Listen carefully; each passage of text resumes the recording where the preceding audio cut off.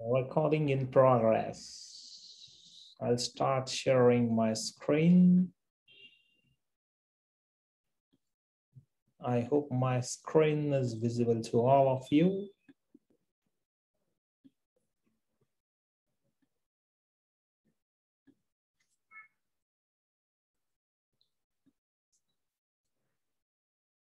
अनन्या बोल रही है चोर भी तो हो सकता है। क्या अनन्या? कुछ भी। चलो, स्पॉन्जेस के बारे में, पॉरीफेरा के बारे में हम लोग डिस्कस कर रहे थे इन द मॉर्निंग। हम लोग एक जगह पे आके रुके थे। मिनल आ गई है लेक्चर में। मिनल को चाहिए अनम्यूट का ऑप्शन। मिनल को दिया गया है अनम्यूट का ऑप्शन। ओके अभी रिप्रोडक्शन दोनों टाइप का मिलेगा। In case of poriferans it's going to be both asexual as well as sexual reproduction. ये नेक्स्ट पॉइंट है जो हम लोग डिस्कस कर रहे हैं। सुबह हम लोगों ने एक पर्टिकुलर पॉइंट तक रुके थे। उसके बाद हम लोगों ने अलग अलग टाइप के सेल्स पढ़े थे, if you all remember. Now asexual reproduction जब होता है तो then this asexual reproduction is in the form of formation of gemmules. Okay, या तो बडिंग होगा या फिर फ्रेगमेंटेशन होगा, राइट? या फिर there is formation of the gemmules. Okay, gemule formation is one more mechanism by which the reproduction takes place in the poriferans. Okay, so that's a type of asexual reproduction which is seen. Budding अपने को पता है, outgrowth which is formed here, and that outgrowth is called as the bud, and then this outgrowth will get all the nourishment from the parent body, meaning parent sponge, and then once it is matured then it will be sealed off from the parent body. तो वो typical hydra जैसा यहाँ पे poriferans का भी same आएगा। Sexual reproduction will be there, ये भी हम लोगों ने पढ़ा था। So here we have formation of the bud which is taking place here. So formation of the bud will take place.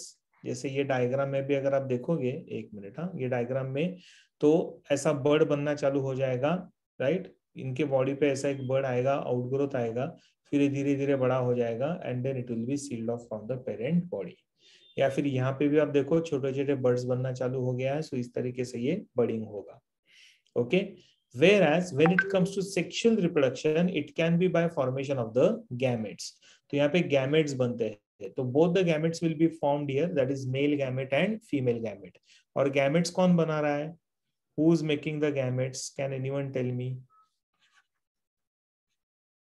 बोलो जल्दी, अब भी सुबह ही पढ़ा हम लोगों ने। Gametes are formed by the type of cell.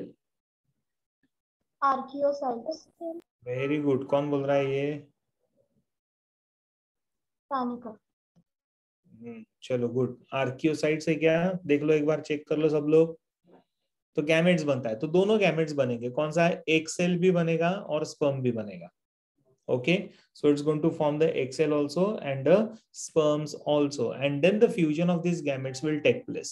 तो जब फ्यूजन होगा, yes, archaeocytes, correct. So fusion जब होता है तो natural they will give rise to a zygote, and then it develops into a larva, and larva will develop into a new sponge. तो नया sponge बनेगा। So this is how the sexual reproduction will take place in case of the poriferans. ठीक है, so दोनों type का होता है। So all the sponges are considered as hermaphrodite.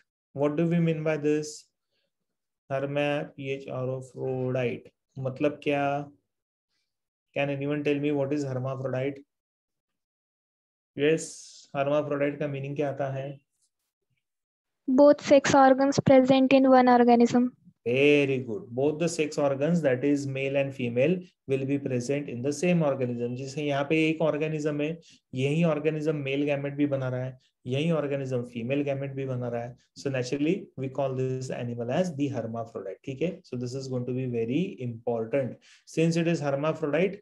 Though it is hermaphrodite, but then again the cross fertilization will take place in these animals. ठीक है, very important, cross fertilization. ठीक है, so organism is forming both the cells, that is male and female gamete, but a fertilization is going to be a cross fertilization, जैसे यहाँ पे हो रहा है ये डायग्राम में, बराबर है? एक स्पॉन्ज से दूसरे स्पॉन्ज में ट्रांसफर होता है cells, and thus the cross fertilization will take place. और ये पानी में होता है, सो वाटर करंट से ट्रांसफर होगा. So male gamete will be transfer to one organism, इसका मेल गैमेट होगा इसके ऊपर transfer and thus the fertilization is possible.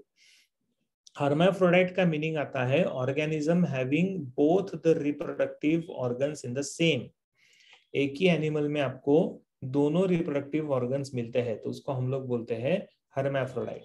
दो it is hermaphrodite still it shows cross fertilization. मतलब ऐसा नहीं है कि यही स्पॉन्ज है तो यही स्पर्म बना रहा है, यही एक सेल बना रहा है तो दोनों क्या ही आपस में फर्टिलाइजेशन हो रहा है. So that is not possible. यहाँ पे होता है क्रॉस फर्टिलाइजेशन. मतलब there are two animals which will be required for the sexual reproduction. Clear? Is it clear? Ananya, आपको कुछ पूछना है क्या? आपने हाथ ऊपर किया था बीच में. नहीं. हाँ सर, मुझे पूछना था वो टी है या एच है? हर्माफ्रोडाइट PH फ्रो PHRODIT. ठीक है. Gemule is basically a type of structure which is formed in these organisms which is like a needle like. ठीक है. needle like structure होता है and this needle like structure will give rise to the new organism. That's called as the gemule.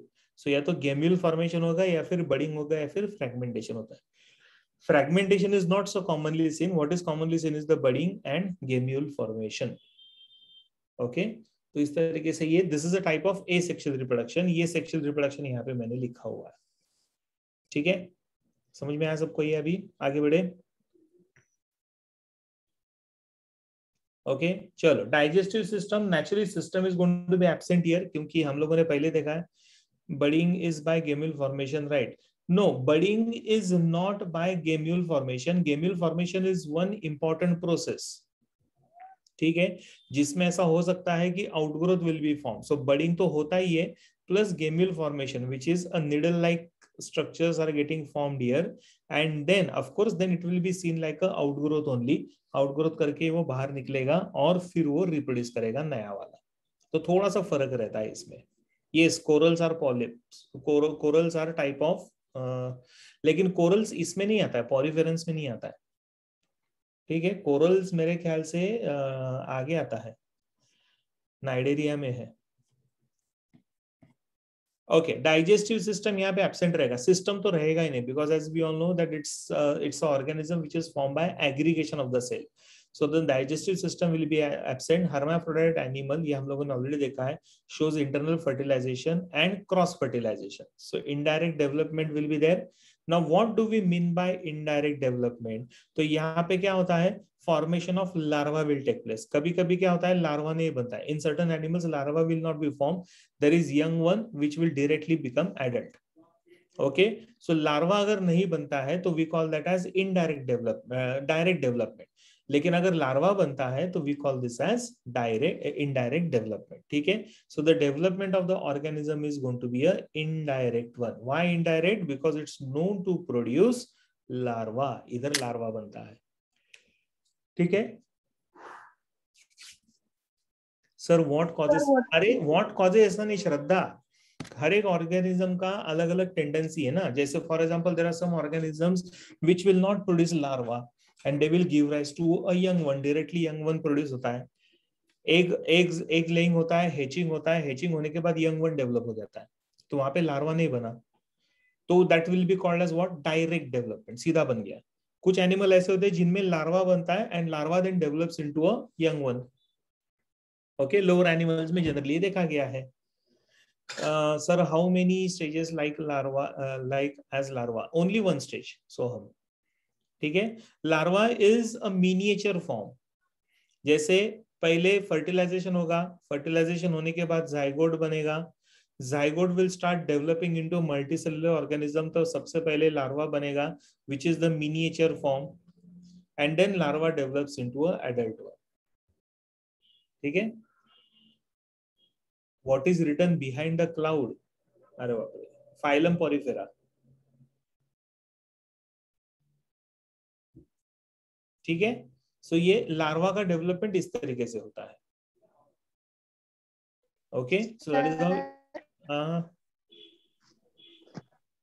Sir, internal fertilization and indirect development, that both doesn't take at the same time, right?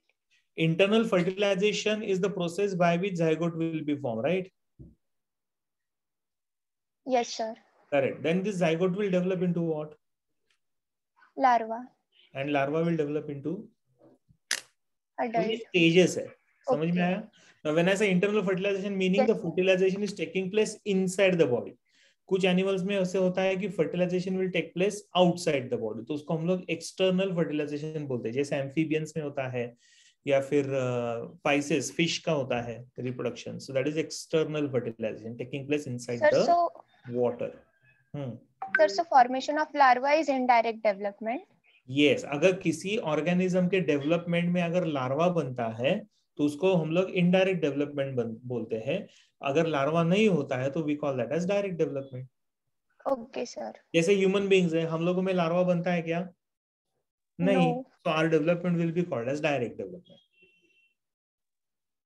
No, eggs will not be laid outside the body. It is taking place inside. ये जो tube दिख रहा है ना आपको, उसके अंदर ये सब हो रहा है. ओके, साहिल को चाहिए माइक का ऑप्शन. अरे स्टूडेंट्स कम क्यों है? सुबह कितने सारे बच्चे थे, आज अब भी कम है. Is it that you all not have not got the message? क्या प्रॉब्लम है? मैंने ऑलरेडी क्योंकि सुबह ही इमीडिएटली बोल दिया था. I can see around 30-35 students are absent in this particular right now. यानी इतने सारे सुबह थे, अभी 30-35 students absent है. Yeah, link was sent on doubt group as well. और doubt group में देखो कितने बच्चे हैं, 96 entries है. Sir, so animals that undergo metamorphosis shows indirect development like moths. Aditya, अभी कैसा होता है ना, मेटामॉर्फोसिस इज व्हाट?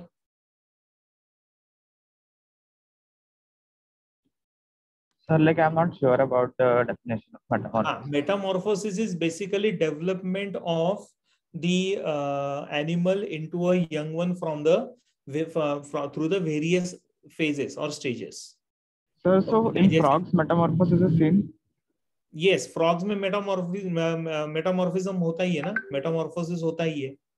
तो फ्रॉग में भी आपको लार्वा दिखेगा, लेकिन larva in frog will develop into a tadpole and tadpole will develop into adult. ऐसे रहता है. ठीक है. सो इट डिपेंड्स कि कौन से टाइप का एनिमल है. Metamorphosis is like development into a adult one, लेकिन जरूरी नहीं कि हर एक एनिमल में लार्वल स्टेज आएगा ही. मॉथ्स में आता है लार्वा का stage, get in this, but not in all. Yes, butterfly moths similar है because they belong to the same category. ठीक है. Yes, sir. हाँ sir. So internal fertilization is followed by indirect development. Yes, internal fertilize, see ये process अलग है, fertilisation अलग है, development अलग है. Fertilization is just fusion of gamete ना, it has nothing to do with development. Development मतलब गैमेट फ्यूज होने के बाद जो एनिमल बनता है उसको हम लोग डेवलपमेंट बोलते हैं ना. तो ये दोनों प्रोसेस अलग ही है. ठीक है. And indirect development is where larva is form. किसी भी एनिमल के डेवलपमेंट में अगर लार्वा बनता है तो उसको हम लोग बोलते हैं इनडायरेक्ट डेवलपमेंट. वैष्णवी को मैंने एक्सेस दे दिया है बात करने का. बच्चे किधर है? सबके सब गायब है. Number is very less.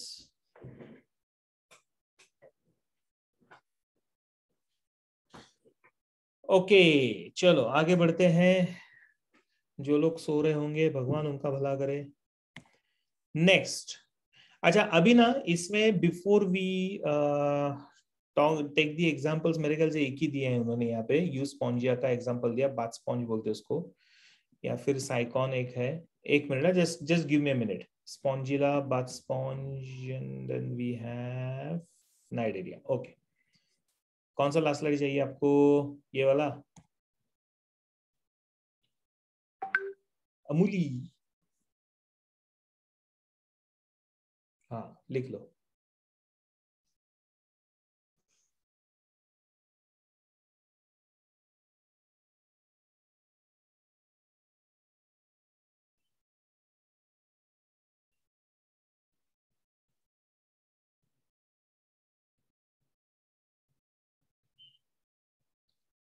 Done झाला. Yes, sir. अच्छा अभी ना if I have to give you an idea. Aman ने क्यों हाथ ऊपर किया? अमन लेट आया, अमन सो रहा था, है ना अमन?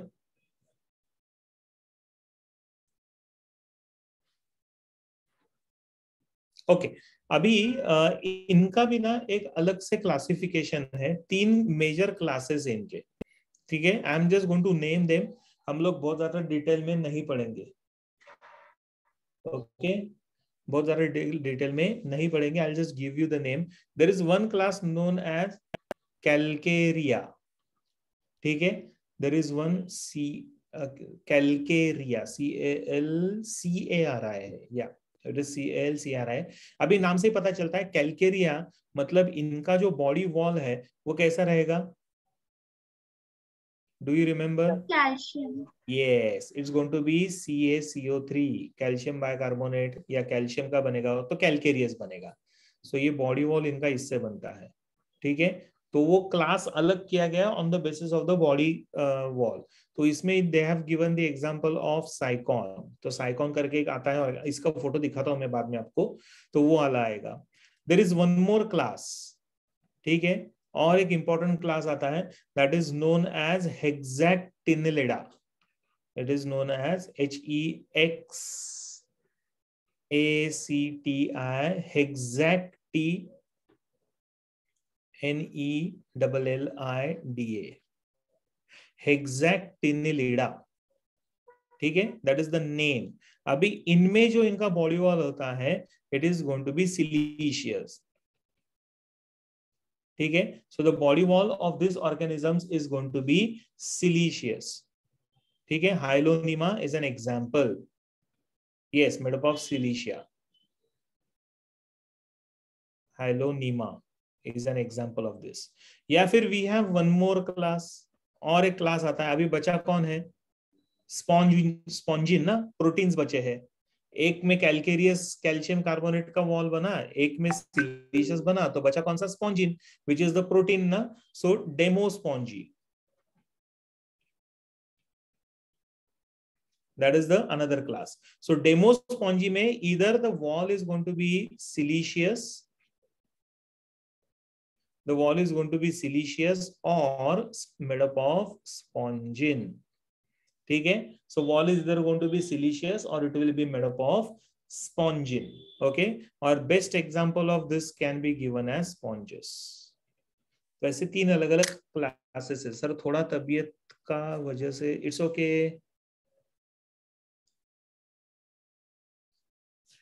That's okay, fine, Aman. Take care of yourself. No worries, sir. Which is the second class? I lost my turn. Second class is Hexactinellida. HEX. Hexactinellida. Hexactinellida. ऐसा उसका प्रोनाउंसिएशन है. ओके, तो ये 3 मेजर क्लासेस है इसके, और इसके कुछ एग्जांपल्स मैंने आपको लिख के दिया है. Fine? हाँ, थर्ड क्लास मध्ये ते काय लिहिलंय सर? सिलीशियस और स्पॉन्जिन. Yes, SILICIOUS. एक मिनट ना, just give me a minute.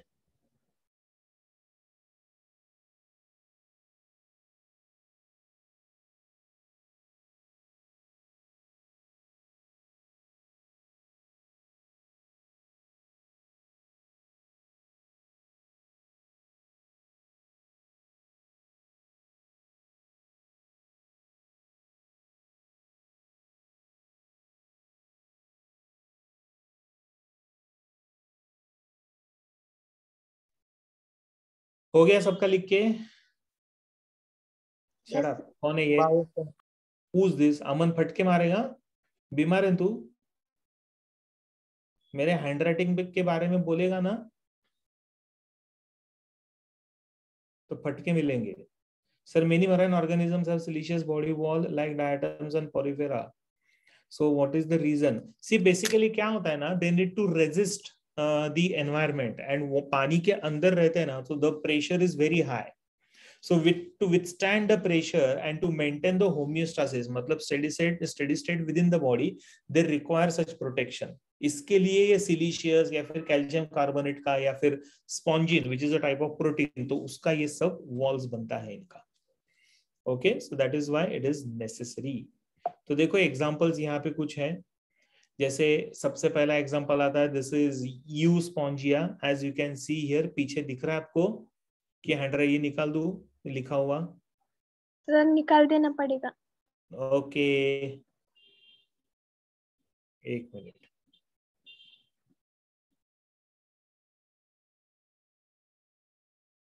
Okay, Euspongia also known as the bath sponges. ठीक है, जो हम लोग यूज करते हैं तो वो एक्चुअली एनिमल है. Then we have another example, this is Sycon, जो अभी हम लोगों ने स्काइफा बोलते हैं उसको, जो कौन सा टाइप का होता है? कैलकेरिया, हैविंग कैल्शियम कार्बोनेट का वॉल. ठीक है, स्पॉन्जिन के पहले खुशी सिलिका था, सिलिशियस, SILICIOUS. ठीक है. Then we have one more example, spongilla, another type of a bath sponge, correct? And spongilla belongs to again demospongy. Then we have all these are the typical examples we have. Hyloneema का शायद यहाँ पे photograph है नहीं, so it's okay. Sir वो spongin के बाद ये हो गया, चलो ठीक है. सो ये कुछ एग्जांपल्स आते हैं. These are the few examples of the phylum Porifera, right? हम लोगों ने क्लासेस पढ़े हैं, लेकिन क्लासेस को हम लोगों ने बहुत ज्यादा डिटेल में नहीं डिस्कस किया है because it is not there for you all. लेकिन अगर आप अरिहंत लेते हो तो उसमें थोड़ा बहुत इंफॉर्मेशन दिया हुआ है, you can go through this. ठीक है, अभी पॉरीफेरा में अगर किसी को कुछ डाउट्स, डिफिकल्टीज, क्वेरीज, प्रॉब्लम, परेशानी, तकलीफ कुछ भी रहेगा तो please let me know. Aditya, you want to say something? Aditya को माइक ऑप्शन चाहिए. ओके, अरे किधर गया आदित्य? हाथ ऊपर करना बेटा.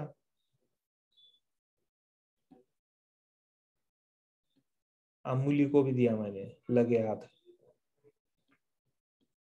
Sir what is the other name? What is the meaning of silicious? Sorry, What is the meaning of silicious? Siliceous का मतलब आता है the wall is made up of silica, वाळू है ना. Okay, silica sir. आता है ना पार्टिकल, सिलिका पार्टिकल्स, उससे बनता है ये. Euspongia is also known as the bath sponge. Sycon also called as Scypha, and Spongilla which is also known as the bath sponge. ठीक है, तो ऐसे ही सारे different type of organisms. Sir क्या आप प्लीज इसका पीछे वाला स्लाइड प्लीज एक्सप्लेन करेंगे? एंड कौन सा पीछे वाला स्लाइड है? अमन अमन वो मैंने अभी निकाल दिया, वो क्लासेस में एक्सप्लेन कर रहा था अमन, तो वो निकल गया अभी. That is not there.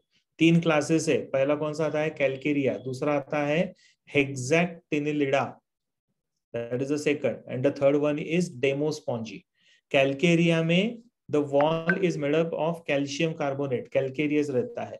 Hexactinellida में it is siliceous wall, और वहीं demospongy में either it is siliceous और spongin प्रोटीन का बना हुआ. ठीक है, तो ये एक important phylum हो गया. Yeah, it's okay Aman.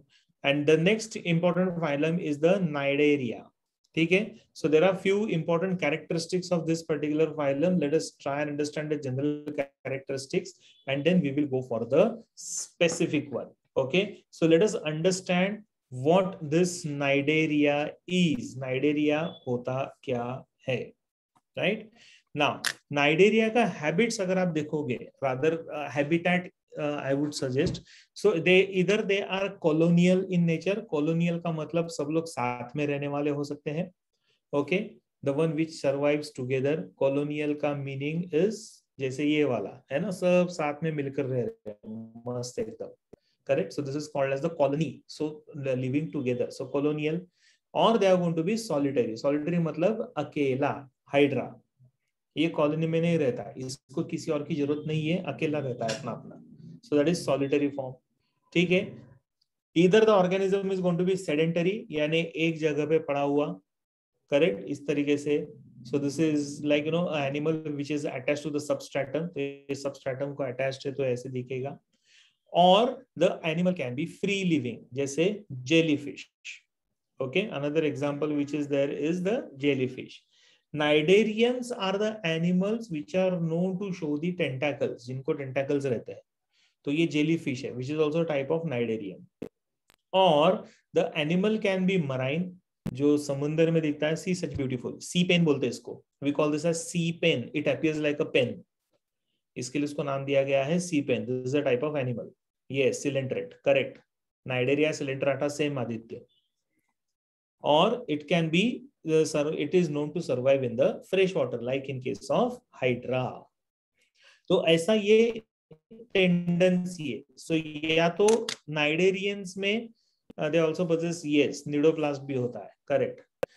So इसमें जनरल कैरेक्टरिस्टिक्स में cnidarians either can be, animals can be present in the colonial form or solitary. They can be seen as sedentary or free living.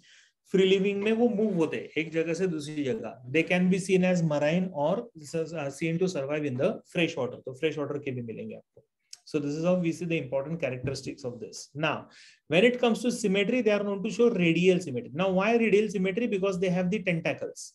तो हम लोगों को tentacle को भी divide करना पड़ेगा ना, because tentacles is also part of their body, right? And since we have to divide them, so naturally the tentacles can be divided only through the radius. इसके लिए उसको नाम दिया है रेडियल सिमेट्री. मैंने वीडियो क्यों बंद किया? क्या हुआ Sai Prasad? You want to say something? Hello, गया, गायब हो गया. साई प्रसाद झंपलवाड़. ओके, चलो ठीक है. Yes, jellyfish also has tentacles ना, तो that is why jellyfish का भी कैसा आएगा? रेडियल सिमेट्री आएगा. ओके, ये लास्ट स्लाइड ले मिनल.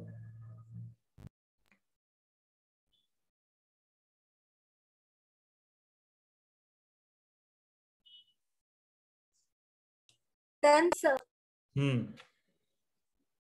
ये क्या है? ये हाइड्रा है. खुशी. स्टारफिश किधर आएगा ऐसा मुझे कोई तो भी पूछ रहा है. दिया पूछ रही है मुझे कि स्टारफिश किधर आएगा. किधर आएगा starfish?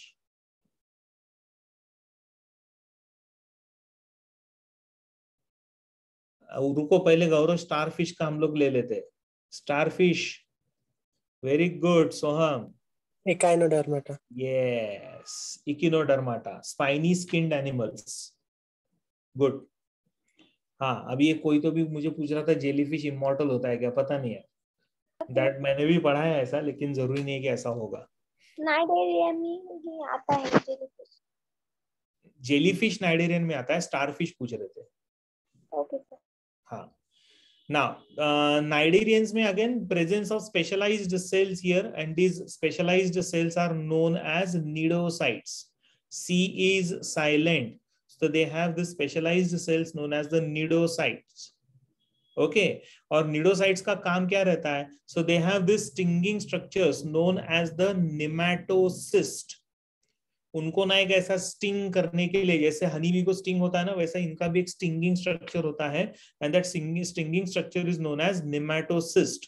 So this is the stinging thread, this is the stinging structure, this is the nematocyte. Okay, and this stinging structure will help in what? So it will help in releasing the poison while killing or catching the prey. So generally these nematocytes, cyst या फिर nidocyst are present on the tentacles. तो आपको ये मिलेगा generally on the tentacles. ठीक है?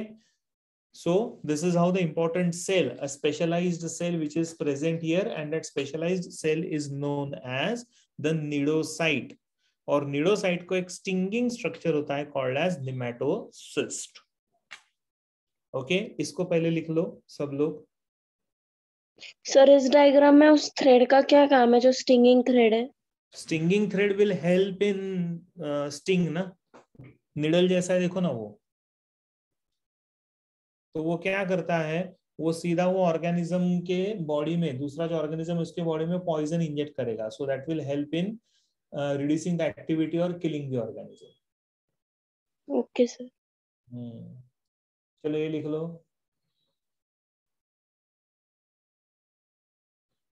Just give me a minute.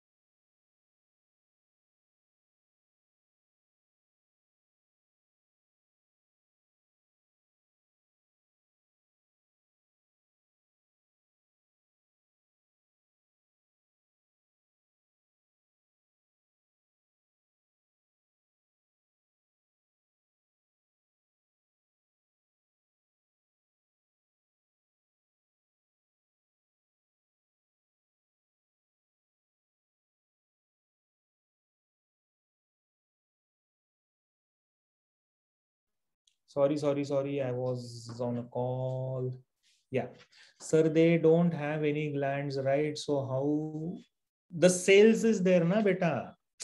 ये जो सेल होता है ना, तो ये सेल ही प्रोड्यूस करता है that chemical, right, and then it will be release. तो ये दोनों के लिए काम में आएगा। ये काम में आएगा उनके डिफेंस के लिए और ये काम में आएगा उनके ऑफेंस के लिए। ऑफेंस मतलब किलिंग, डिफेंस मतलब to save themselves from the predator. कभी ऐसे उनके आजू बाजू में बड़ा एनिमल आ गया, they want to get rid of that animal, right, so they can just release that poison, जैसे जेलीफिश करता है, and then they can run away. पूरा कलर बदल जाता है, पूरा एटमॉस्फेयर ब्लैंक हो जाता है, and then they can run. Get in this? तो वो कौन करता है? So that is done by this cells known as the cnidocytes. और निडोसाइट्स को सपोज उनको मारना है, प्रे को कैच करना है, छोटा एनिमल है उसको कैच करना है, तो टेंटाकल से वो कैच करेंगे, और टेंटाकल्स में निडल्स होते हैं, तो वो प्रे को वो निडल से स्टिंग कर देंगे। जैसे ही स्टिंग करेंगे the animal will become inactive. अच्छा, अभी इसमें क्या होता है ना, जनरली ये जो टॉक्सिक सब्सटेंस होता है ना, it paralyses that particular animal. It may not directly kill, but the animal becomes inactive. Okay, तो थोड़ा सा ये होता है इसमें। सर मतलब वो पैरासाइट है ना, कैसे पैरासाइट होगा, क्यों पैरासाइट होगा मन? Sir so the nematocyst is made up of, nematocyst ये एक स्टिंगिंग स्ट्रक्चर है। It is known as a stinging structure which is a part of nidocyte. Get in this? So it's a cell extension. So it's a part of that nidocyte which has this stinging thread. और ये कहाँ रहेगा? तो ये generally tentacles के ऊपर रहेगा। Is it enough if we study bio from inside? अरे बीच में कहाँ से ऐसे क्वेश्चंस आते हैं अमूली? Yes, yes, enough. फिलहाल तो उतना ही इनफ है। बायो एनसीईआरटी और मॉड्यूल से पढ़ो फिलहाल, इट इज इंपॉर्टेंट। आगे चल के आप दूसरा बुक ले सकते हो। Sir thus it affects, yes it will definitely affect human body. भक्ति, ह्यूमन बॉडी का पर्टिकुलर पार्ट को अगर स्टिंग कर लिया तो दैट कैन गेट पैरालाइज्ड। अच्छा, पैरालिसिस ह्यूमन बॉडी में may not be permanent, but for that particular time period it can get paralysed, क्योंकि टॉक्सिक ही होता है।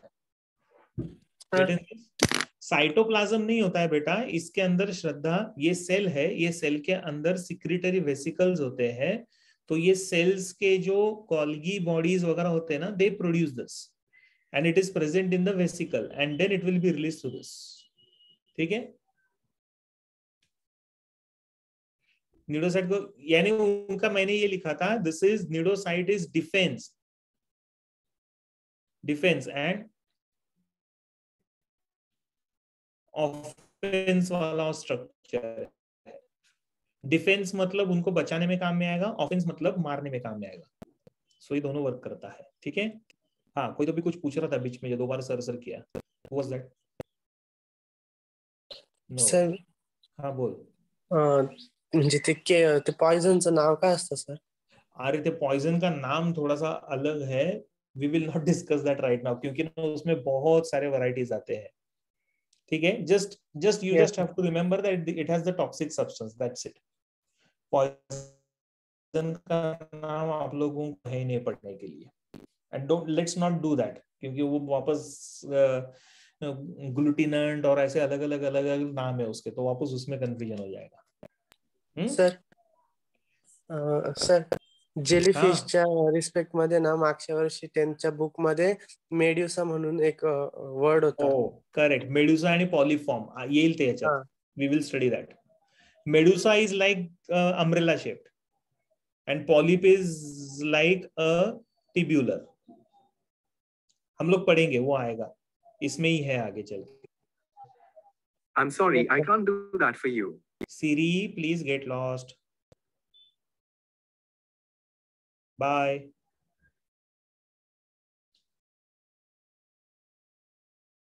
गया, बीच में सीरी क्यों चालू हो जाता है समझ में नहीं आया. एनीवे, तो वो मेड्यूसा और पॉलीफॉर्म्स होते हैं इसके.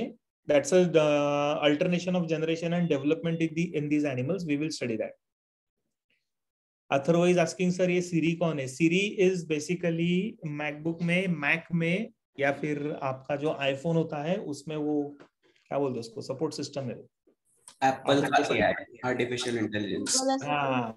आर्टिफिशियल इंटेलिजेंस वाला होता है, तो आप उनके साथ बात करके आपके काम करवा ले सकते हो. Yes, like Alexa. करेक्ट. हाँ, कॉर्टाना भी है. Correct. The nematocyst is present in every nidocyte. Yeah. Nematocyte cyst is present in every nidocyte. Correct. और nidocytes कहाँ होते हैं? Nidocytes are present on the tentacles. ठीक है. So there are presence of tentacles. Now why tentacles are present? तो इनका दो काम रहेगा. क्या क्या काम रहेगा? तो सबसे पहला तो again they are hollow contractile finger like processes and they will help in locomotion. Movement में काम में आते हैं. तो देखो हाइड्रा का जो मूवमेंट है ना, ये समरसॉल्ट वाला मूवमेंट है. आप देखो कैसे टेंटाकल्स नीचे पहले चिपक गया, फिर ये पूरा उल्टा हो गया, फिर से सीधा हो गया. तो ये समरसॉल्ट करके, हाइड्रा है ना, समरसॉल्ट करके लोकोमोट करता है, मूव करता है. So that is the work of tentacles. Then it is also useful for capturing the prey. अगर उनको खाना है, कोई ऑर्गेनिज्म उनके सामने है, तो उसको कैच करने के लिए, उसको पकड़ने के लिए काम में आता है. And plus as I said earlier also, it will work for defence also. मतलब जरूरत पड़ने पे टॉक्सिक सब्सटेंस को टेंटाकल से ही वो रिलीज करेंगे. निमेटोसाइट्स उसके अंदर होते हैं तो उससे वो रिलीज करेंगे, so that they can save themselves from the predators जो आजू बाजू में घूम रहे हैं. So that is the work done by the tentacles. So tentacles are going to be very important structures in this particular organism. Please write this down everyone.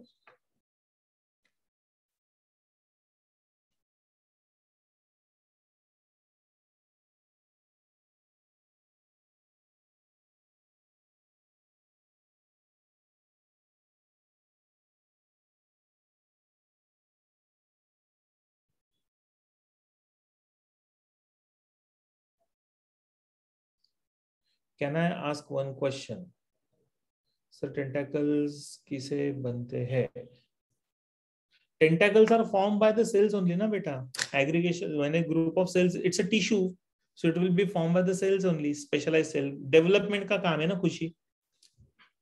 जैसे हमारे body में ऑर्गन्स बनते हैं, तो वो कहाँ से, किससे बनते हैं? तो वो टिश्यू से बनते हैं. तो यहाँ पे टिश्यू बन रहा है ना. Yes, Aman, you want to ask me question? बोलो.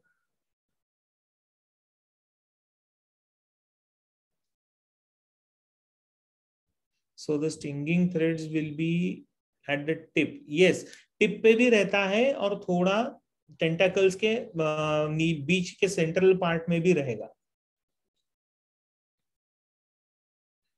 क्या क्या क्या ये क्या स्पेलिंग लिखा तूने? PERRIALL. किधर है पेरियल? एरियल रहेगा. Periyar, what is this Periyar? कहां पे पढ़ा तूने अमन?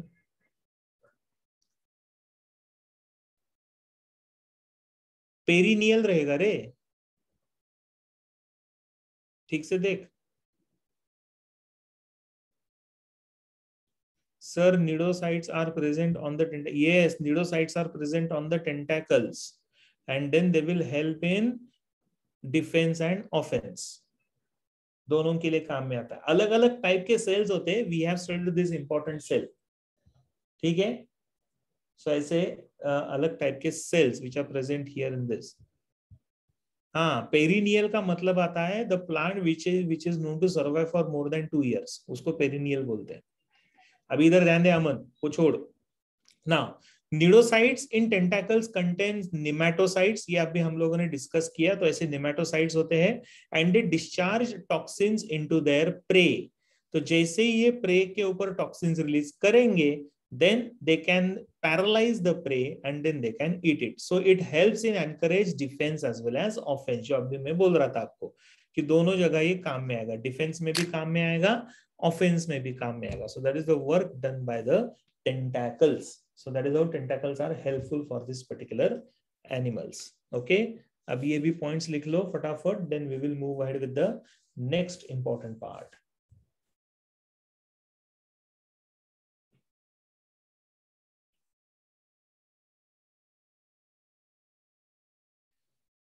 Which type of prey? Array, it depends na. Generally insects, they are known to eat the insects.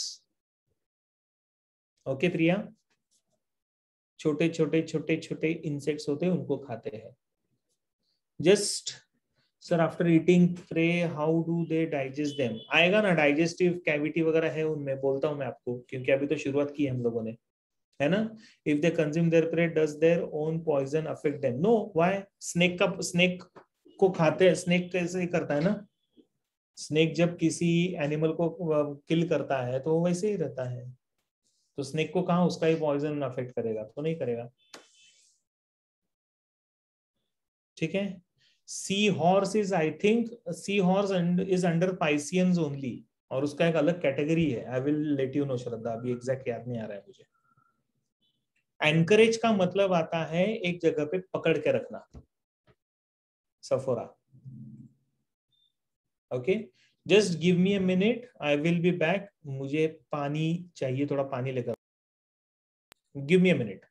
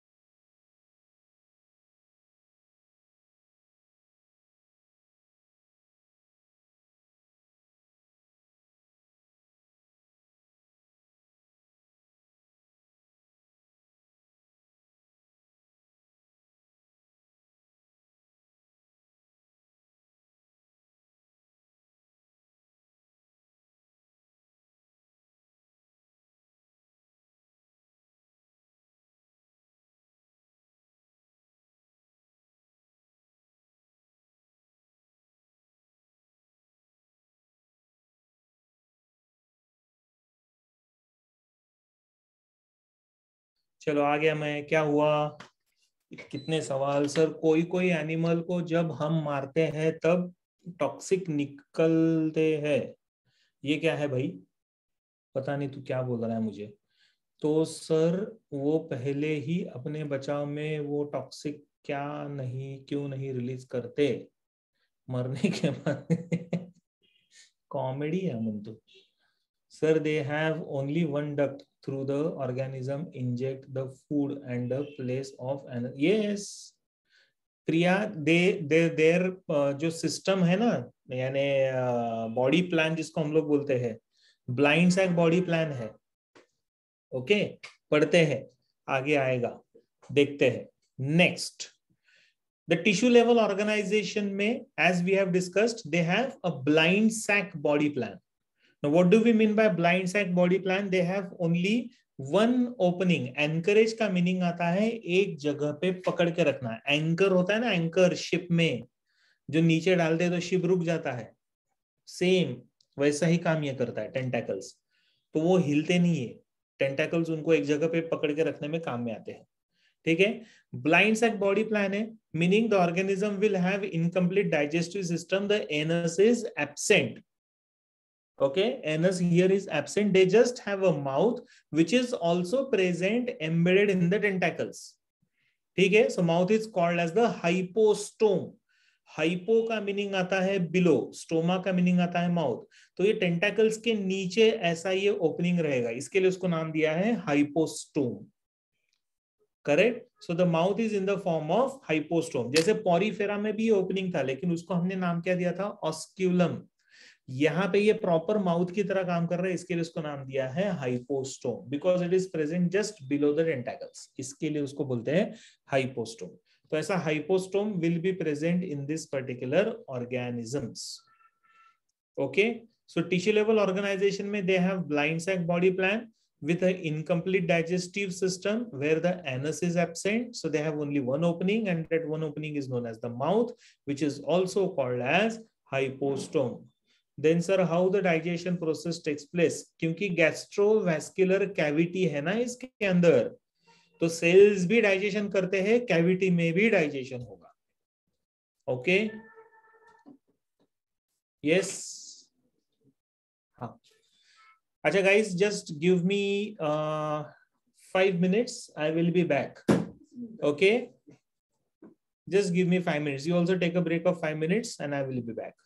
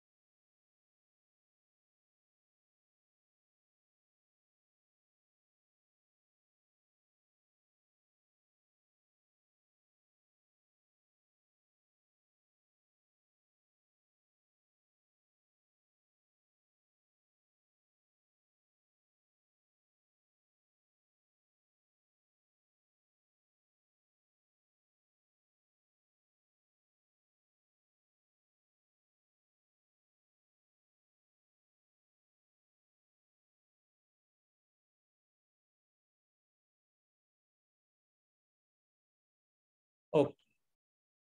Chalo, shall we start? Yes, sir. Where is the sir? Hello, sir. हाँ, sorry, हाँ, चलो चालू करते हैं अपना काम. Okay. So now these are the few important characters we have seen for Cnidaria. Yeah. Now, central body cavity here is known as the coelenteron. Am I audible? मेरा net वापस अनस्टेबल हो गया. No, sir, you are audible. Audible ना. हाँ चलो ठीक है. सो इनका हाँ मैं दिखाता हूँ. सो वीडियोस भी दिखाऊंगा मैं. I'll just check कि कौन सा अच्छा वीडियोस है. I'll download that and show it to you in the next lecture. Okay. Central body cavity is called as the coelenteron or also known as the gastrovascular cavity. अभी नाम देखो क्या दिया है. It is called as the gastrovascular cavity. मतलब what? It helps in both digestion as well as circulation. ठीक है. तो ये कॉमन कैविटी है जो बॉडी के अंदर, अभी इनको कोई ब्लड नहीं होगा या ब्लड लाइक फ्लूइड नहीं होगा, but fluid is getting circulated all over. तो वो सर्कुलेशन में भी काम में कौन आएगा? ये बॉडी कैविटी. डाइजेशन भी जो हो रहा है वो ये बॉडी कैविटी के अंदर ही हो रहा है. मतलब सेल्स, ये जो पूरा वॉल का जो सेल्स होता है, they are also known to digest the food, plus at the same time the inside the cavity also the digestion will take place. So it is both cellular digestion as well as the digestion which takes place inside the body cavity. And as I said that in this particular cavity, since the fluid is also moving to different parts of the body of this particular organism, so it acts as a circulatory system. And because it has both the function, digestion as well as circulation, therefore we call this as gastrovascular cavity.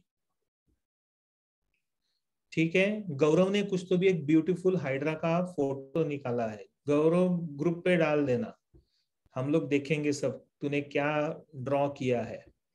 Good.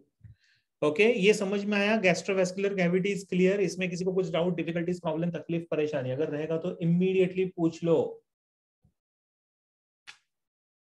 चलो, I assume there is no problem. कोई बात ही नहीं कर रहा है. Now, digestion is both extracellular as well as intracellular, जो अभी मैंने आपको बताया. डाइजेस्टिव ऑर्गन्स नहीं रहेंगे ना बेटा, क्योंकि अभी क्या हुआ है, ये सेकंड फाइलम है. पहला फाइलम कौन सा था? पॉरीफेरा. पॉरीफेरा में हमने क्या देखा कि सिर्फ सेल के एग्रीगेशन से सेल जमा होके ऑर्गेनिज्म बन गया. ये दूसरा फाइलम है नाइडेरिया. यहाँ पे ग्रुप ऑफ सेल्स ने क्या बना दिया? ग्रुप ऑफ सेल्स ने बना दिया tissue. But there are no organs, और organs अगर नहीं है तो naturally there are no systems. Haemocoel का तो सवाल ही नहीं आता है दिया. हीमोसिल इज फार अवे, बहुत दूर की बात है. यहाँ पे ना ऑर्गन्स है ना सिस्टम्स है, सिर्फ कैविटी है. इसके लिए उसको कैविटी ऐसा रेफरेंस दिया है. They are not saying that it is haemocoel और something like that. Get in this? ठीक है. चलो, सोहम क्या हुआ बेटा? आपने हाथ ऊपर किया है. सर डाइजेशन नहीं समझा. सी, डाइजेशन मतलब क्या होता है? Conversion of complex food into a simple one. Complex को हम लोग सिंपल में कन्वर्ट करते हैं. तो ये डाइजेशन है ना, ये एनिमल में या तो सेल के अंदर होगा. जैसे अगर ये सपोज अगर ये ऐसा स्ट्रक्चर है, ठीक है, यहाँ पे हाइपोस्टोम है और इधर इसके ये टेंटाकल्स है लाइक दिस. तो digestion will take place in the cell. ये जो वॉल के जो सेल्स होते हैं उसके अंदर डाइजेशन होगा, या फिर digestion will take place inside this cavity as well. Because the digestion is taking place inside the cell as well as in this cavity, so that cavity के अंदर होता है, इसके लिए उसको क्या नाम दिया है? Extracellular, outside the cell. Cell के अंदर होता है, इसके लिए उसको क्या नाम दिया है? Intracellular, inside the cell. समझ में आ रहा है? यस सर, समझ लो. गुड. अभी क्वेश्चन वैष्णवी का ये है कि who helps in digestion and circulation? It is the cells and tissues of wall, body wall. Correct? वही तो काम कर रहे हैं. तो आप इमेजिन करो कि एक ऐसा एनिमल है जो अंदर से हॉलो है और उसके स्ट्रक्चर्स इस तरीके से, मसल्स, थोड़े से मसल्स नहीं बोल सकते, टिश्यूज, लेकिन थोड़े से कॉन्ट्रैक्टाइल टिश्यूज है तो वो मूव कर रहे हैं. So that helps in that. Tentacles होते हैं तो टेंटाकल्स को भी कॉन्ट्रैक्टाइल टिश्यूज होते हैं तो वो टेंटाकल्स भी कॉन्स्टेंटली ऐसे मूव करेंगे and they will help in catching the prey. Correct. तो ये ऐसा काम यहाँ पे चलता है। समझ में आ रहा है? समझ में आ रहा है? यस। वैष्णवी आपको समझा? कौन हेल्प कर रहा है उनको? वैष्णवी, एक मिनट। हाँ,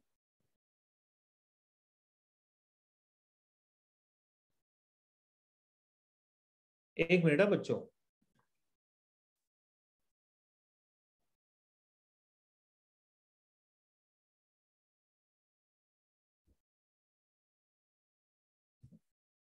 ओके, सो ये हो गया हमारा extra cellular and intra cellular digestion. Now there are two forms which are seen, जो हम लोग अभी बात कर रहे थे ना, कोई तो भी मुझे पूछ रहा था कि सर ऐसा कुछ होता है क्या, तो इसके दो अलग अलग फॉर्म्स है। One is known as the polyp form and the other one is known as the medusa form. अभी पॉलीफॉर्म मतलब क्या? The one which is in the form of a cylindrical structure, cylinder like structure like this, and the other one is medusa. Medusa का मतलब क्या आता है? It appears like an umbrella, जैसा jellyfish होता है ना, तो इस तरीके से अम्ब्रेला की तरह दिखेगा। सो this is like medusa form. तो ऐसे दो अलग अलग फॉर्म्स हम लोगों को मिलेंगे ये एनिमल के, ठीक है। No, tentacles are not made up of keratin, ऐसा कुछ होता नहीं है उनमें, ऐसा किसी भी तरीके का keratin is a very highly developed tissue ना, ये डेवलप्ड है ही नहीं। आप लोग कहाँ कहाँ घुस रहे हो, कहाँ कहाँ जा रहे हो, मुझे समझ में नहीं आ रहा है। इतना प्रिमिटिव एनिमल है ये, इसमें बहुत बेसिक स्ट्रक्चर्स होते हैं। They do not have organs, forget बाकी की चीजें, ऑर्गन्स ही नहीं है, सिर्फ सेल्स जमा होके टिश्यू बन गया, दैट्स इट, बाकी कुछ है ही नहीं इनमें। Okay, so now these are the two important forms which are there. Voice lag हो रहा है, इसके लिए मैंने वीडियो बंद किया क्योंकि नेट का कनेक्शन का मुझे बार बार मैसेज आ रहा है। Am I clear? Yes, sir. हाँ, ओके। सो दो फॉर्म्स आ गए, पॉलिप एंड मेड्यूसा, ऐसे दो अलग अलग फॉर्म आ गए। So polyp is basically sedentary tubular cylindrical structure like Hydra and Adamsia, ठीक है, Hydra and Adamsia, this is actually Adamsia. So this is another type of an animal, sedentary habitat, एक जगह पे पड़ा रहता है। हाइड्रा भी वैसा ही है, सेडेंटरी हैबिटेट, एक जगह पे पड़ा रहेगा। सो this is polyp form is always going to be sedentary, tubular and cylindrical, whereas medusa is free swimming and umbrella shape like Aurelia or jellyfish, तो ऐसा। so it's going to be free swimming, मतलब ये एक जगह से दूसरी जगह move होते रहेगा। लेकिन पॉलीप फॉर्म जो होता है वो एक जगह से दूसरी जगह मूव होता नहीं है। Gate in this? ठीक है। सो पॉलीफॉर्म को हमेशा ससाइल बोला गया है, it is also called as the sessile type of a form which can not move, and medusa is basically umbrella shaped, and medusa में मोस्टली सेक्सुअल रिप्रोडक्शन मिलेगा आपको। This is known as sexually reproducing animals. Okay sir, jellyfish को Aurelia भी बोलते हैं। हाँ, jellyfish is also known as Aurelia is a variety, one of the variety of jellyfish, ठीक है। तो Aurelia is best example for this। जैसे ना एक जेलीफिश का एक एग्जांपल आता है, that is known as sea lily करके एक आता है, तो वो एकदम ऐसे थ्रेड जैसा है, बहुत ही अलग है, लेकिन उसको अम्ब्रेला शेप्ड रहता है एक स्ट्रक्चर उनका टिश्यू, लेकिन वो एकदम थिन है, ठीक है। तो ऐसे अलग अलग टाइप के वैरायटीज आते हैं। तो Aurelia is a typical example of medusa form, ठीक है। समझ में आया? चलो ये लिख लो फटाफट, लिख लिया?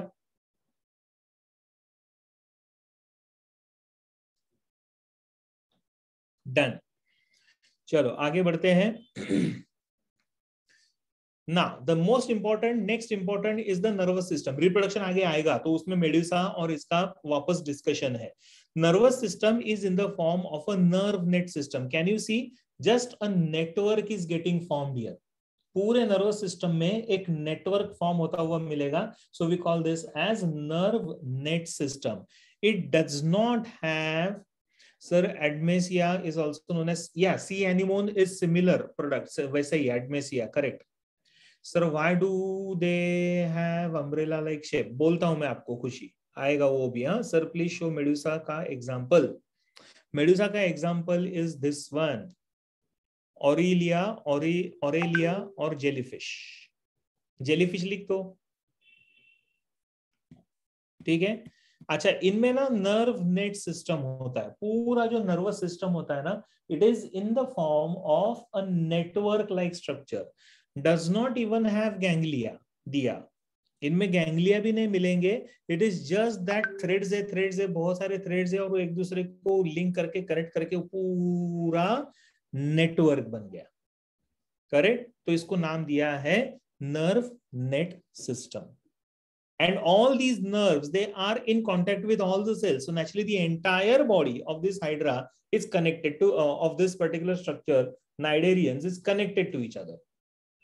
And that is how, you know, the coordination will take place. यानी tentacles भी एक दूसरे के साथ connected with the help of nerve net system. That is why tentacles will also work in coordination. तो उनका भी एक प्रॉपर कोऑर्डिनेशन रहेगा टू कैच द प्रे. अगर ये कोऑर्डिनेशन नहीं रहेगा ना, तो एक टेंटाकल इधर जाएगा, एक टेंटाकल उधर जाएगा, तो वो प्रे को कैच ही नहीं कर पाएंगे. Get in this. For reducing water resistance that have umbrella like structures. No, मैं बोलता हूं Priya, I will tell you, just wait for some time. Okay, now the next most important is basically the reproduction. Very important.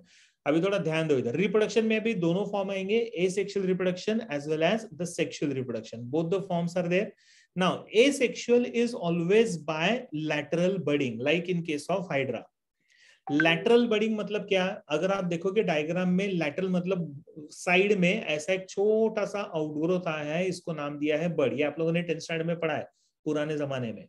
और ये outgrowth फिर धीरे धीरे बढ़ने लगा, फिर इसका एक प्रॉपर मिनिएचर हाइड्रा बन गया. जब ये मैच्योर हो जाता है तो इसका बॉडी सील ऑफ हो जाता है, correct. So this is known as, this is a typical example of the asexual reproduction. अभी देखो इसमें भी ना, एक मिनट, इसमें आगे कुछ दिया है क्या, चेक लेता हूं. Okay fine. इसमें भी अगर आप देखोगे ना, थोड़ा ध्यान दो इधर. एसेक्सुअल रिप्रोडक्शन में हम लोग किसकी बात कर रहे हैं? बडिंग की. Now remember, this bird is getting produced or it is growing outside ना, बाहर है, करेक्ट. ये बॉडी से बाहर है, इसके लिए उसको नाम दिया गया है exogenous. So this budding is called as exogenous.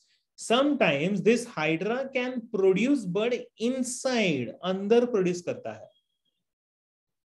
Okay फिर ये अंदर धीरे धीरे डेवलप होके यहाँ पे इसके टेंटाकल्स आएंगे, फिर ये बड़ा हो जाएगा ऐसा बॉडी के अंदर, फिर उसके टेंटाकल्स ऐसे रहेंगे और ये सील ऑफ हो गए, यहां से माउथ से बाहर आ जाएगा. Gate in this. हाइपोस्टोम से बाहर आ जाएगा. Since this bird is growing inside, very rarely it is seen, लेकिन आपको समझ में आना चाहिए, पता होना चाहिए. Since it is taking place inside, इसके लिए हम लोग इसको बोलते हैं endogenous. Endo meaning inside. So the growth is taking place or the bird is growing inside. It is called as endogenous budding. तो budding में भी दो टाइप आएंगे. Exogenous, which is most common, ठीक है, and rarely sometimes we can also see that the bud is getting formed inside the hydra's body, parent hydra के body के अंदर. So उसको नाम दिया है endogenous budding. Clear? Okay, तो ऐसा ये अलग अलग टाइप का. Now this generally takes place in the favorable conditions. Now when we talk about sexual reproduction, तो again formation of the gametes, like for example Obelia में आपको ये मिलेगा, तो ये एनिमल है कॉल्ड एज ओबिलिया. तो इसमें दोनों भी गैमेट्स बनेंगे, male gamete as well as the female gamete. So both the gametes will be formed here. So basically we have unisexual forms here, ठीक है. The sexes are separate, so animal is going to be unisexual. जैसे पहले वाले में हम लोगों ने पहले पढ़ा था, उसमें hermaphrodite था ना, both the sex organs are present. So here the animal is sexual, animal is unisexual, but it definitely shows the sexual dimorphism. Do you know what is sexual dimorphism? ठीक है. अच्छा, इसमें नहीं मिलता है, sorry, sexual dimorphism will not be seen here. I'm sorry, dimorphism not seen. अभी क्या होता है ना, under certain conditions the organism has a tendency to develop its change its sexual nature, male to female, female to male, with the help of the kind of hormones or the secretions they are secreting. लेकिन ये animal में इस तरीके से मिलता नहीं। Generally unisexual रहा तो सेक्सुअल डायमॉर्फिज्म लोअर एनिमल्स में मिलने के चांसेस होते हैं, though it's a lower animal but it does not have this sexual dimorphism. Sexual dimorphism मतलब under unfavourable conditions can change their sexual habits, correct. वो temporary रहता है, उसी टाइम के लिए रहता है, बाद में वापस वो सेम हो जाता है। So this is one aspect which is seen in case of these organisms. But remember, they are all unisexual organisms. So gonads are simple, but without these sex ducts. So gonads will be present, but they do not have the typical sex ducts. मतलब the ducts which carries the germ cells. तो वो सब इसमें नहीं रहेगा, ठीक है। And fertilization of course will take place inside. शायद point आएगा आगे, ठीक है। तो यहाँ पे fertilization जो होता है, fertilization here is going to be internal. Okay, so the fertilization of this animal is going to be the internal, and development can be both direct as well as indirect. Direct रहेगा मतलब larva नहीं बनेगा, indirect मतलब larva रहेगा। Commonest is indirect form जिसमें larva बनेगा and then it develops into a young one, ठीक है। इनडायरेक्ट डेवलपमेंट होता है लेकिन not so commonly seen. Direct development is common, larva will not be formed. Indirect is not so commonly seen. Okay, ठीक है। Larva will not be formed here. Both the sex organs are not there in one animal. एक animal में एक ही sex organ रहेगा, दोनों sex organs नहीं होते हैं दिया, ठीक है। Is it clear?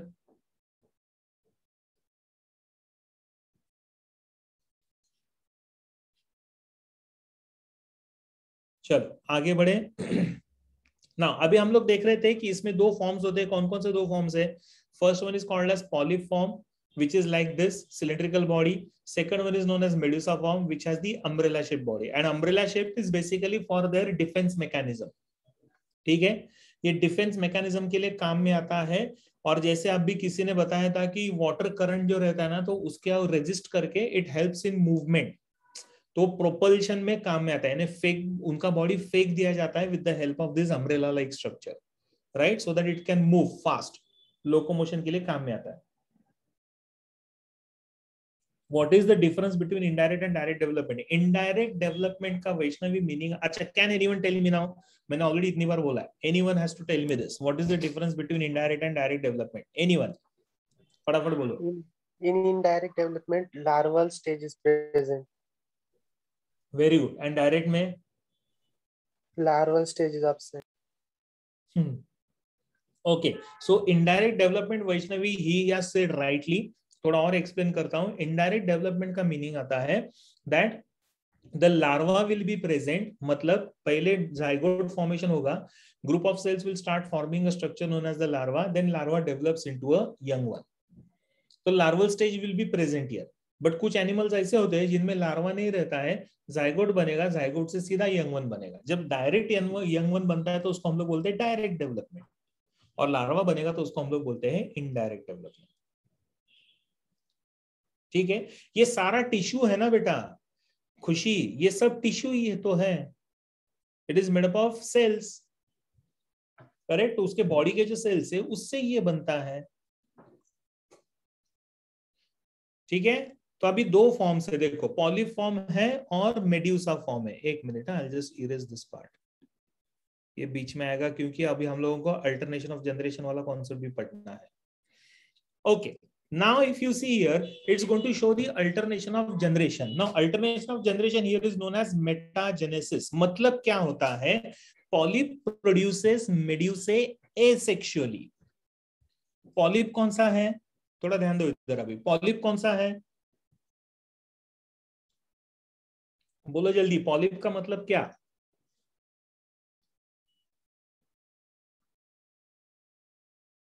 Hello, very good, having cylindrical body. और पॉलिप में जो बनता है एसेक्सुअल रिप्रोडक्शन, वो कौन सा बनता है? Tubular, very good. Asexual reproduction कौन सा होता है पॉलिप में? अभी मैंने बताया आपको, starts with B, called as budding, very good. तो जब पॉलिप फॉर्म में बडिंग से ही क्या बनेगा? मेड्यूसे, ठीक है। तो ऐसा जरूरी नहीं है कि पॉलिप से पॉलिप फॉर्म ही बनेगा। Under certain conditions, polyp will start producing the medusae asexually, and medusae form the polyps sexually. तो आप अगर आप देखोगे यहाँ पे ओबिलिया का एग्जाम्पल दिया है. So here you can see that there is metagenesis taking place.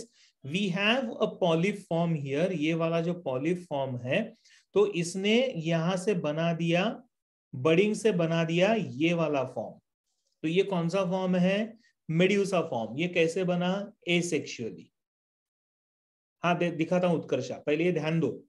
We have this example of obelia. Obelia में yes you have to draw this. Obelia में you will find that with the asexual reproduction, bud formation से इतने सारे structures बन गए. One of them which is formed here is known as medusa. तो ये umbrella shaped बन गया, तो इसको बोलते हैं medusa. अब ये medusa में they are going to have male and female gamete. They will fuse to form the zygote. Zygote will develop into a larva. Larva develops into this. तो ये पूरा sexual form है. So sexual form से फिर से क्या बनेगा? Polyp. तो याद रखो कैसा रहेगा? Polyp form asexually will form medusae and medusae will form polyps sexually. Very very important concept जो आपको MCQ में आ सकता है. Yes Shraddha, you want to say something? Sir last slide बताना एक बार. हाँ.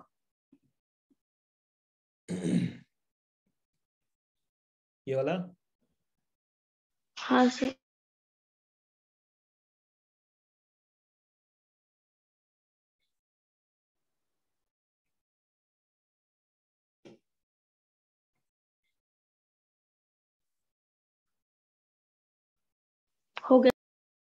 हो गया. चलो अब ये लिख लो फटाफट, और ये डायग्राम प्लीज ड्रॉ करके रखो. Line diagram. I want all of you to draw this.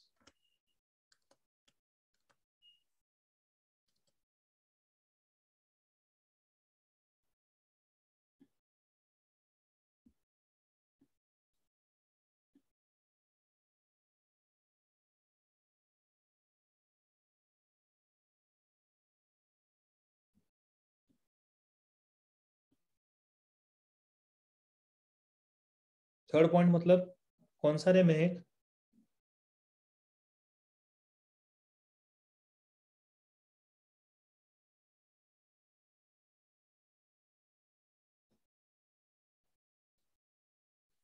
अच्छा ये मेटाजेनेसिस ना, अल्टरनेशन ऑफ जनरेशन. ये देखो ना, अल्टरनेशन ऑफ जनरेशन एक ही एनिमल है, लेकिन उसमें एसेक्सुअल रिप्रोडक्शन भी दिख रहा है और सेक्सुअल रिप्रोडक्शन भी दिख रहा है ना. तो सेम एनिमल है. जैसे ओबिलिया, तो ओबिलिया जब एसेक्सुअल रिप्रोडक्शन करता है तो क्या बनाएगा? मेड्यूसा. जब मेड्यूसा में सेक्सुअल रिप्रोडक्शन होता है तो क्या बनेगा? पॉलिप. तो इसको क्या नाम दिया? Alternation of generation.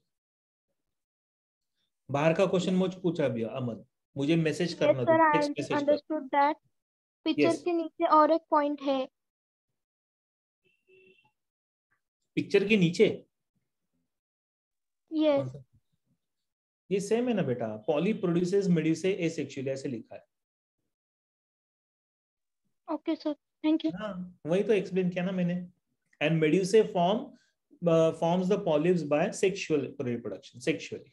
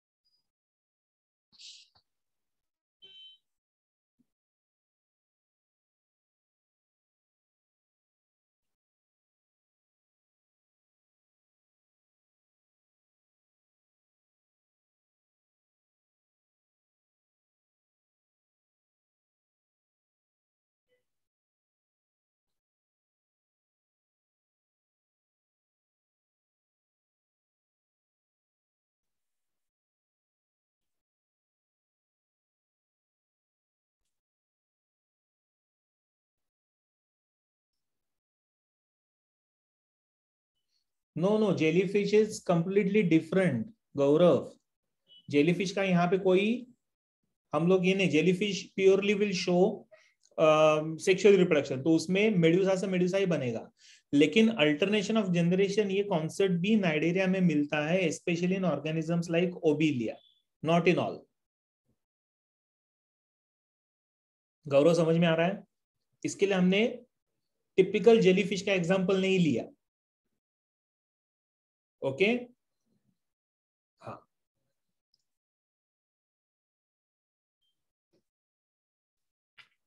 डन हो गया सबका? सब सो रहे हैं क्या? No, sir.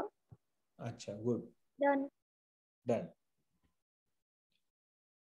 ठीक है, so this are the few important characteristics of the phylum that is called as Cnidaria. अभी ना थोड़ा सा एक additional information, again just giving you additional information, I will add one slide here.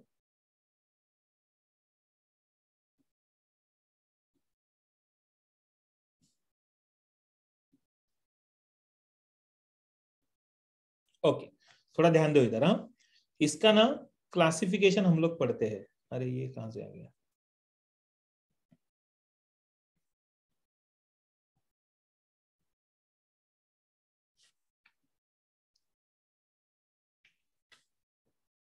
अभी इसका classification पढ़ेंगे ना हम लोग, तो इसमें इसके खुद के अपने क्लासेस है। ठीक है, कौन कौन से?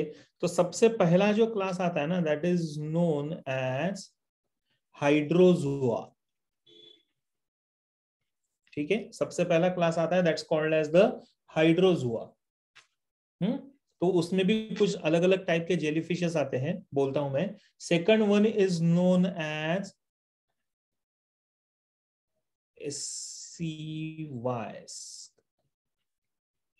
स्काइफोजोआ। ठीक है, इट इज SCYPHO।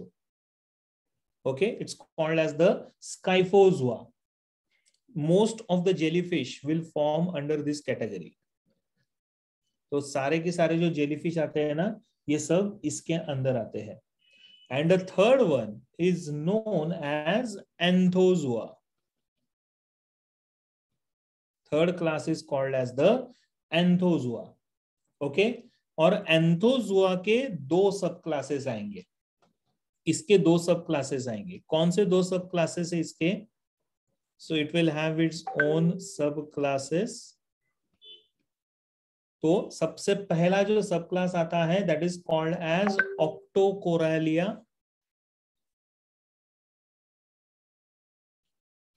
ठीक है, it is called as Octocorallia. And the second one is known as हेक्साकोरैलिया।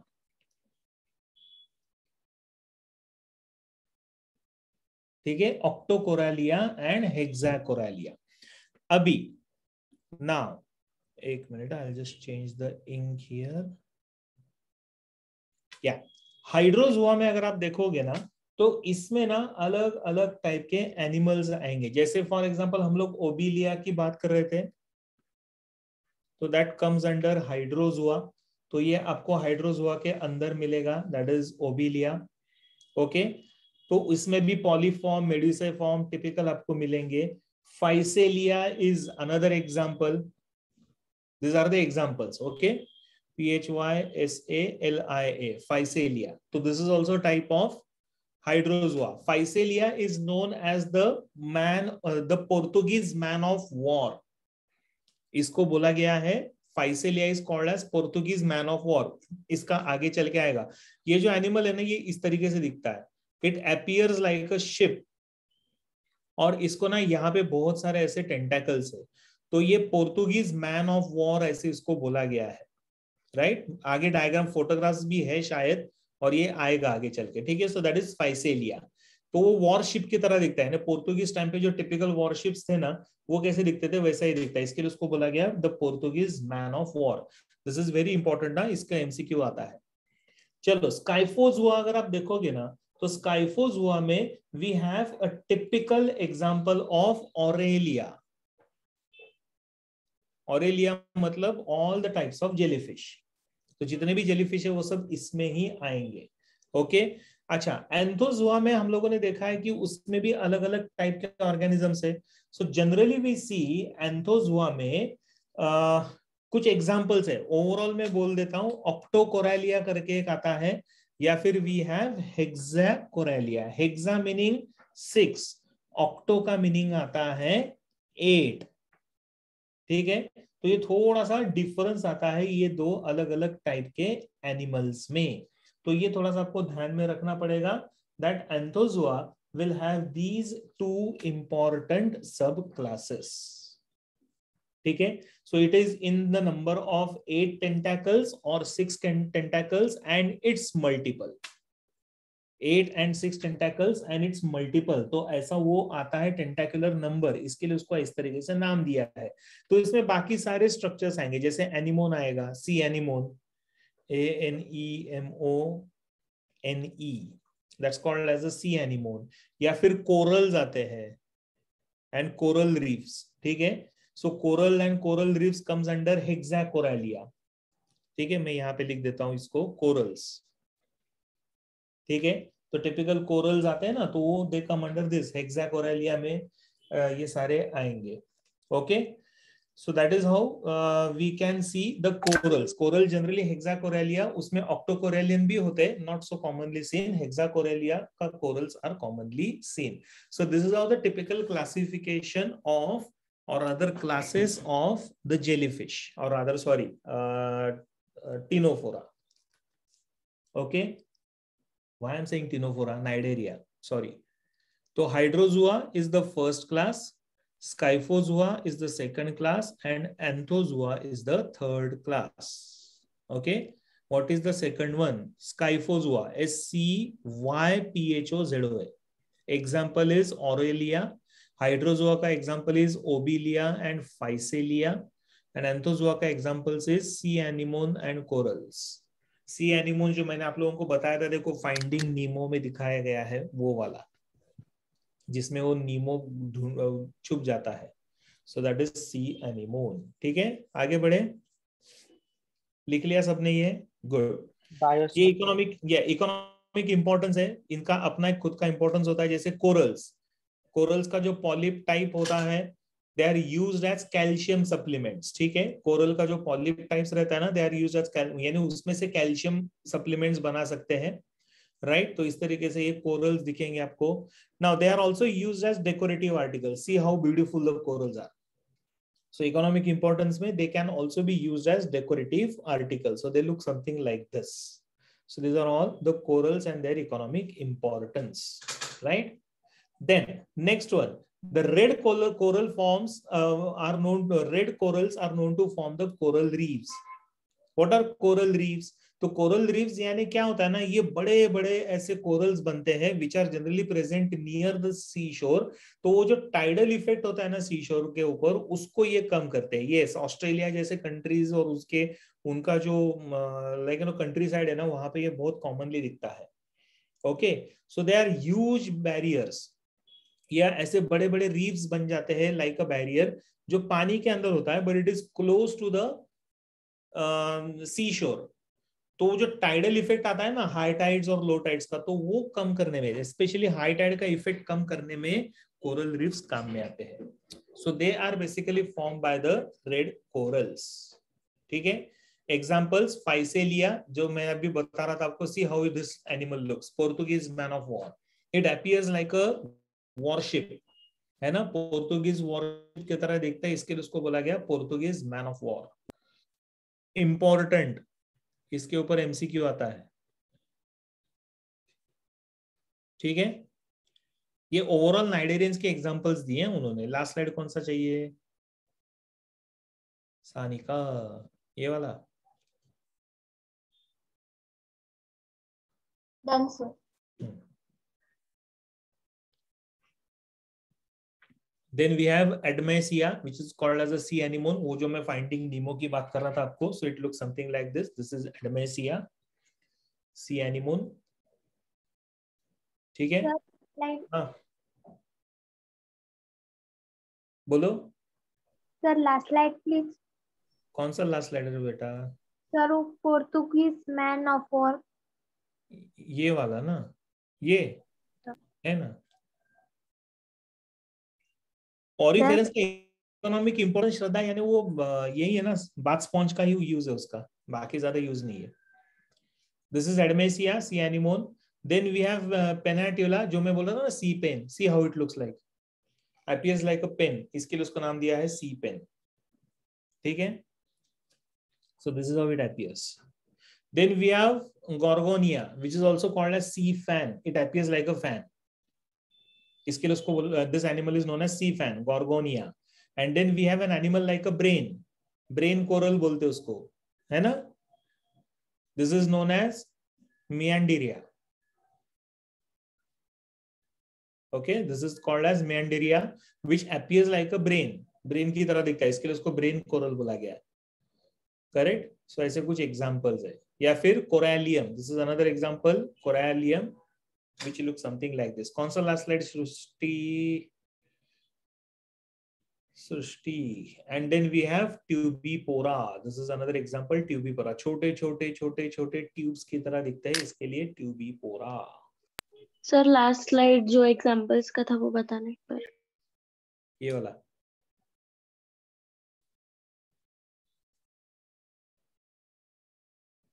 हो गया? हाँ। चलो, I hope all the examples are clear to all of you. सब examples लिख लिया सब लोगों ने? Yes, sir. Good. और कैसे दिख रहा था वो भी देखा? Yes, sir. Nice. चलो। सर वो इकोनॉमिक इम्पोर्टेंस वाला स्लाइड बताना इस तरफ। अरे कितना पीछे लेके जाएगी रे तू? कौन सा चाहिए इकोनॉमिक इम्पोर्टेंस वाला स्लाइड? नहीं सर, पहले वाला, अभी जो आपका। हाँ। ये और हो गया सर।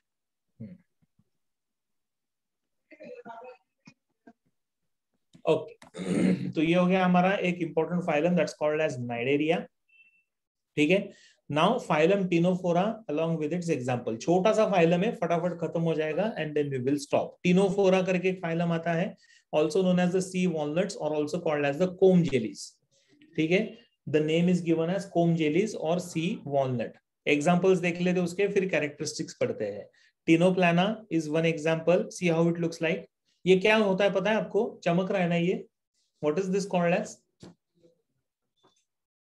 किसी को पता है क्या? what is this called as? this is known as bioluminescence,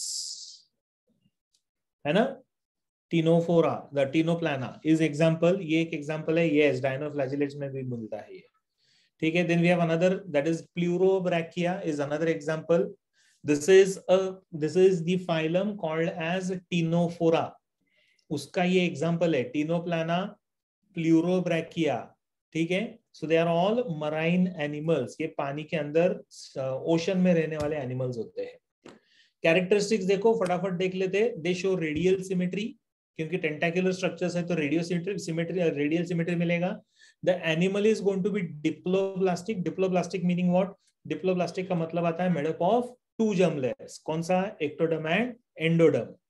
tissue level differentiation will be seen here, मतलब टिश्यूज यानी ऑर्गन्स अभी तक नहीं बने, लेकिन टिश्यू लेवल पे डिफरेंशिएशन डेफिनेटली मिलेगा। वॉलीबॉल वाले टाइप का नाम क्या था? कौन सा वॉलीबॉल वाला? सर वो फर्स्ट स्लाइड पे जो लिखा था, वॉलनट, सी वॉलनट। कौन सा वॉलनट? वो पिछले वाले इसमें था ना? नहीं सर, सेंटोफोरा का फर्स्ट स्लाइड पे लिखा था ना कि it is also called as sea walnut. Ctenophora, ये सी वॉलनट और comb jellies, comb jellies, COMB हो गया। Okay, so they show radial symmetry. They are all diploblastic. Shows tissue level differentiation. They will have a spherical, यानी round body with 8 external rows of ciliated comb plates.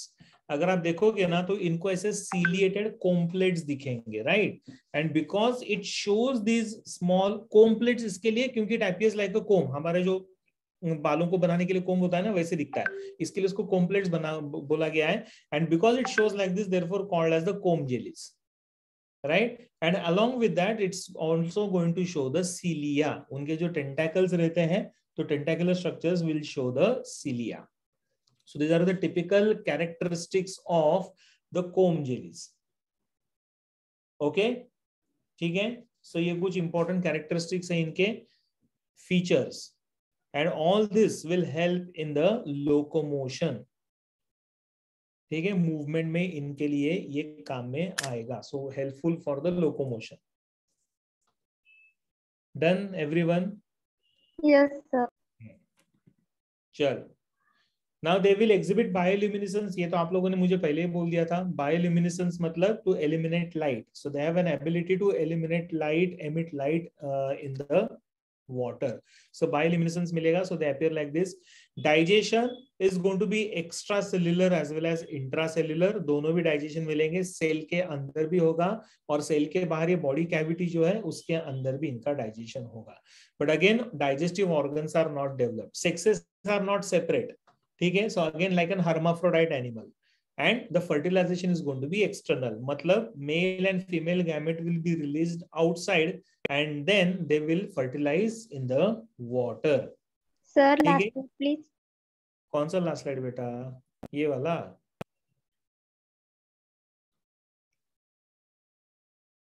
Done, sir. And development is always going to be indirect. ठीक है. So the sexes are not separate, meaning the animal is hermaphrodite. Okay, animal is hermaphrodite. Fertilization is external and development is indirect. So reproduction is by sexual means, development is indirect. Indirect का meaning क्या आता है? Development of the larva.